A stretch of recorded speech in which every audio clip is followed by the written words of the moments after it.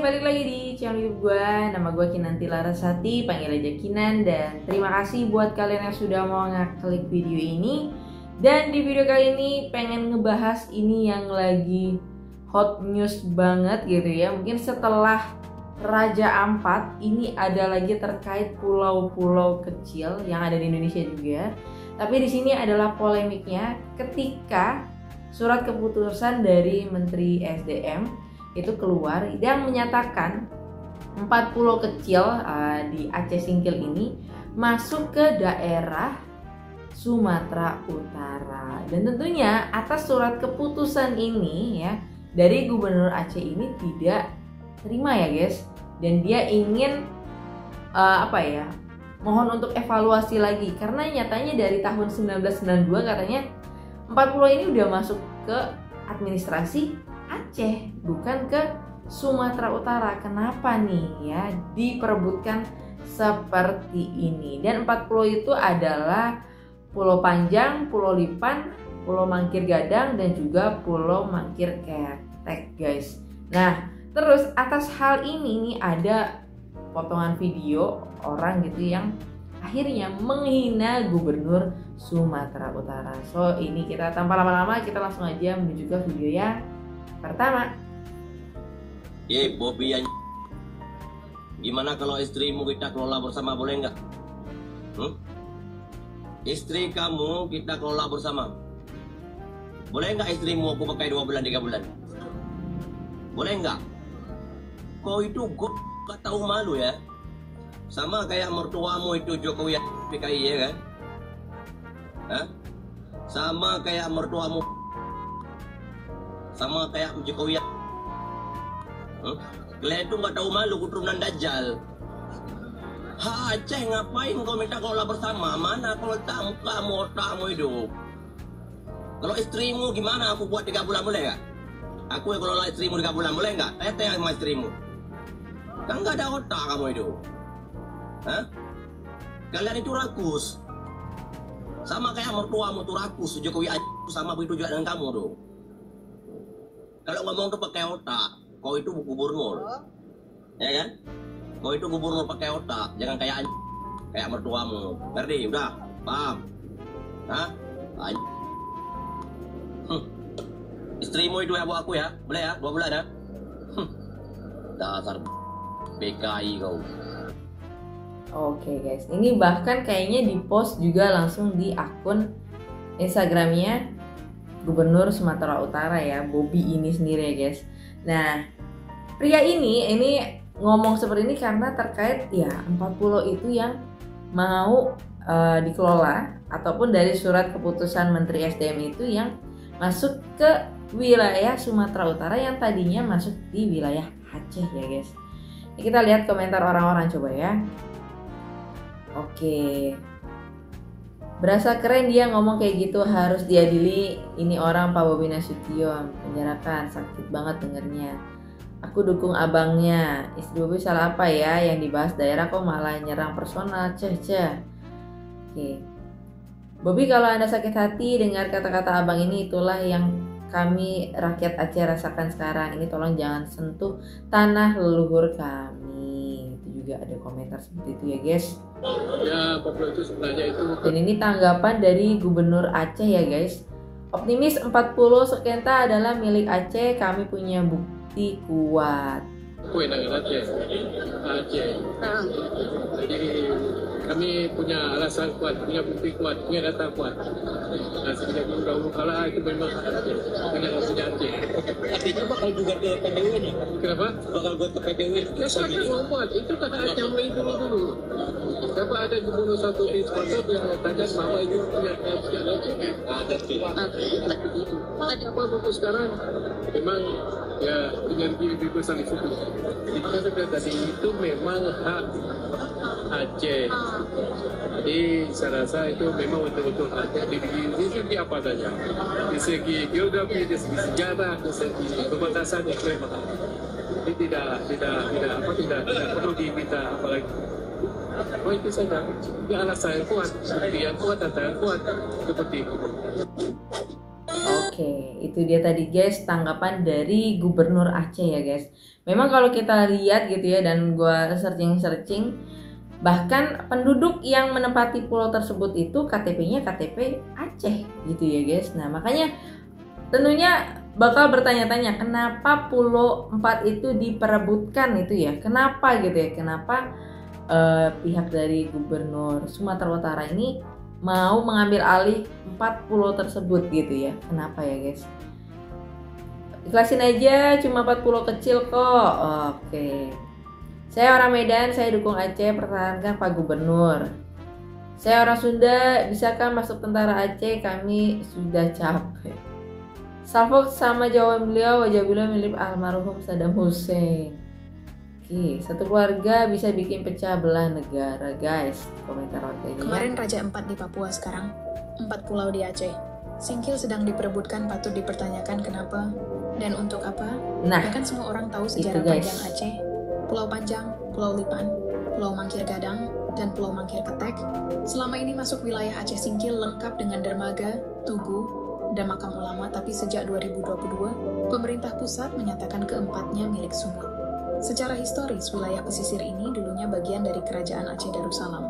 Setelah otonomi khusus, Aceh makin aktif mengelola kawasan ini, bangun fasilitas, terapkan hukum adat laut, tapi Kemendagri pakai data peta 2009 dan putuskan batas wilayah tanpa pertimbangan pengelolaan real dan tanpa kesepakatan.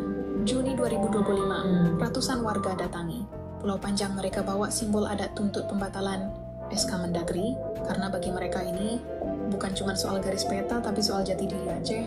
Perlu kita tahu, Aceh bukan bangsa yang lemah, Aceh bukan bangsa yang baru, dan bukan untuk dipermainkan. Apa sebahagian lupa pahlawan? Aceh yang rela mati-matian hanya karena tidak rela tanahnya dirampas oleh penjajah, namun kini Aceh dijajah oleh bangsanya sendiri.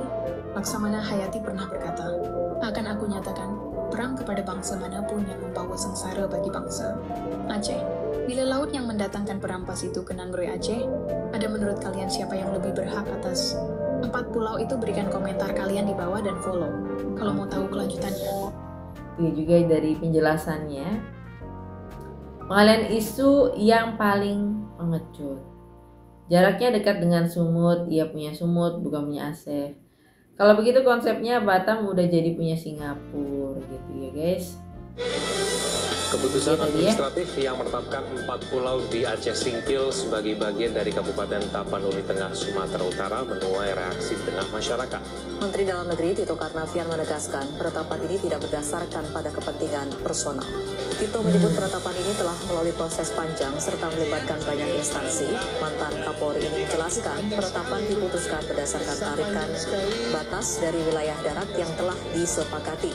Pemerintah tidak keberatan apabila ada gugatan hukum ke PT UN soal penetapan 4 pulau terkait. Tito juga mengatakan pemerintah pusat terbuka untuk memfasilitasi dialog antar dua wilayah agar kedua wilayah mendapatkan solusi terbaik.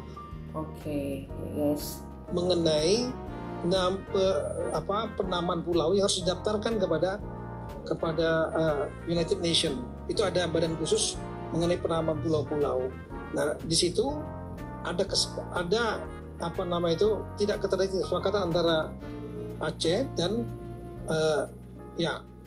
Aceh, dan kalau memang letak batas daratnya sudah selesai antara Aceh Singkil dengan Tapanuli Tengah, ditandatangani dua pihak, cuma batas lautnya.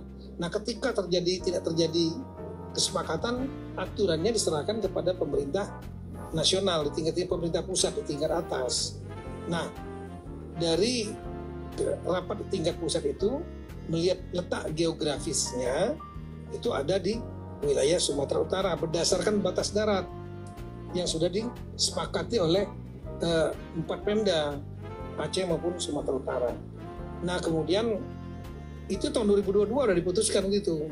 Keempat pulau yang dimaksud sejak lama dikelola oleh masyarakat dan pemerintah. Jadi seperti itu ya. Ya, ini ya, saya sampaikan berulang, jangan kemana-mana bahasanya. Saya dari awal kemarin ke Aceh, bertemu dengan Gubernur Aceh, kita ingin sampaikan, kalau untuk masalah milik siapa itu pulau, mohon maafnya, mau kami bahas dari pagi sampai pagi lagi pun sebenarnya nggak ada solusinya. Makanya saya sampaikan di situ, ya kalau kita mau bahas, ayo sama-sama. Kami terbuka kalau memang hal itu mau diulang kembali pembahasannya, kepemilikan kami terbuka. Cuma kalau bilang Sumut harus menyerahkan, nggak ada wewenang kami menyerahkan. Tidak ada sama sekali wewenang. Tapi kalau mau dibahas sama-sama, makanya saya kemarin, ya mohon maafnya bahasa mungkin menjemput kami ke Aceh. Ya kalau kita mau ke Jakarta sama-sama, habis itu kita ke Jakarta sama-sama untuk membahas Kemendagri, ayo gitu. Ayo, silahkan. Nah tapi saya bilang, masalah keputusan itu biarlah menjadi keputusan pemerintah pusat. Terus kalaupun ada di dalamnya di situ apapun, kalaupun nanti ataupun sekarang statusnya dimiliki oleh pemerintah Provinsi Sumatera Utara, ataupun kalau nanti tetap dijadikan pemilik pemerintah Provinsi Sumatera Utara, saya ngajak Provinsi Aceh untuk sama-sama mengelola. Bukan kita mencuri segala macam, masa baru 3 bulan skema pencurian udah dimulai, wah nggak mungkin. Berarti ada potensi ya Pak, ada potensi kekayaan alam gitu. Ya, potensi apapun pasti ada ya, karena secara geografisnya kita melihat, jangankan kita lihat pertama dari sektor pariwisata pasti bagus. Untuk yang lain tentunya pasti harus ada data yang menunjang ya, apakah ada, katanya ada minyak, ada gas. Kalau data itu saya nggak pegang. Di kami juga saya tanya di dinas terkait tentang itu juga kami nggak pegang. Jadi kalau bilang ada potensinya, saya nggak pegang data, saya nggak berani sampaikan. Cuma saya sampaikan kalau ada potensi, ayo sama-sama. Kalau tetap dijadikan milik pemerintah provinsi, bukan saya datang ke sana mau ngajak ini kita kelola sama-sama, enggak. Kalau mau kita bahas, ayo kita ke Jakarta sama-sama. Bersama nggak kira-kira Pak? Wah, itu nggak tahu saya. Bagaimana, nggak ada, mana ada daerah milik bersama. Yang menolak kerjasama yang ditawarkan oleh pemerintah. Oh ya silakan aja, silakan. Yang pasti kita ke sana bukan mau ngajak kerjasama pertama, ya. Kerjasama itu kita lakukan kalau itu tetap menjadi milik provinsi.